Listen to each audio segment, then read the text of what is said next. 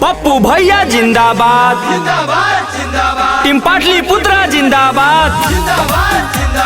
आपका नेता कैसा हो, पप्पू भैया जैसा हो। पप्पू भैया जिंदाबाद,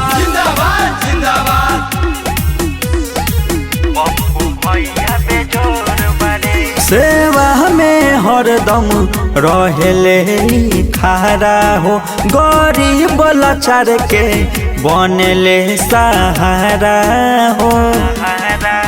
सेवा में हरदम रहेले खारा हो, गरीब लाचार के बनले सहारा हो।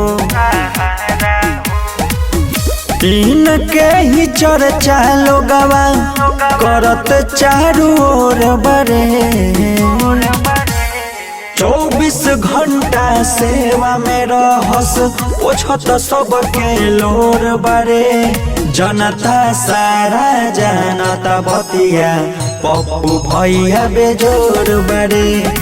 जनता सारा जानता बतिया, पप्पू भैया बेजोर बारे। पप्पू भैया बेजोर बारे, बेजोर बारे। पप्पू भैया बेजोर बारे। हरदमई करत रहेले सबके दिल पे राज हो, करले सबके भलैया जाने पूरा समाज हो। समाज हो, समाज हो। हरदमई करत रहेले सबके दिल पे राज हो, करले सबके भलैया जाने पूरा समाज हो। समाज हो। रहे अन्हार जहवा करत अंजोर बरे। 24 घंटा सेवा में रहस, पोछत सबके लोर बरे। जनता सारा जानता बतिया, पप्पू भैया बेजोर बरे। जनता सारा जानता बतिया, पप्पू भैया बेजोर बरे। पप्पू भैया बेजोर बरे, बेजोर बरे। पप्पू भैया बेजोर बरे।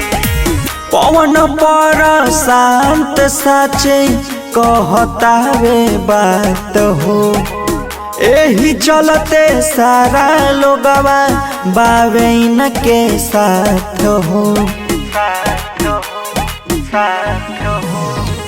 पवन पर शांत साचे कहतावे बात हो, एही चलते सारा लोगवा बावे इनके साथ हो। बुझेल दुख दिल के नाही कठोर बरे। 24 घंटा सेवा में रहस, पोछत सबके लोर बरे। जनता सारा जानता बतिया, पप्पू भैया बेजोर बरे। जनता सारा जानता बतिया, पप्पू भैया बेजोर बरे।